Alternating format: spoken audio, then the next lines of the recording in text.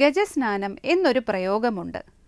സാധകരെയും ആത്മീയ മാർഗത്തിൽ സഞ്ചരിക്കുന്നവരെയും ചില സത്യങ്ങൾ ഓർമ്മപ്പെടുത്താനാണ് ഈ പ്രയോഗം സാധാരണയായി ഉപയോഗിക്കുന്നത്. ആനയിൽ നിന്നും മനസ്സിലാക്കേണ്ടതാണ് അതിൻ്റെ ശൗചം. ആന നല്ലപോലെ കുളിക്കുന്നു. ചിലപ്പോൾ മണിക്കൂറുകളോളം വെള്ളത്തിൽ കിടന്ന് ശരീരം ശുചിയാക്കുന്നു.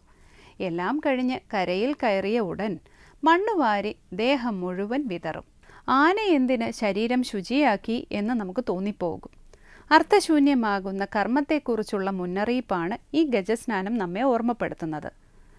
ആത്മശുദ്ധീകരണത്തിനായി വ്രതമോ തീർത്ഥാടനമോ ചെയ്ത ശേഷം ഇന്ദ്രിയ സുഖങ്ങൾക്ക് അടിമപ്പെട്ട് ജീവിക്കുന്നതിലെ വ്യർത്ഥതയെക്കുറിച്ച് ഓർമ്മപ്പെടുത്താനാണ് ഗജസ്നാനം എന്നതുകൊണ്ട് ലക്ഷ്യമാക്കുന്നത്.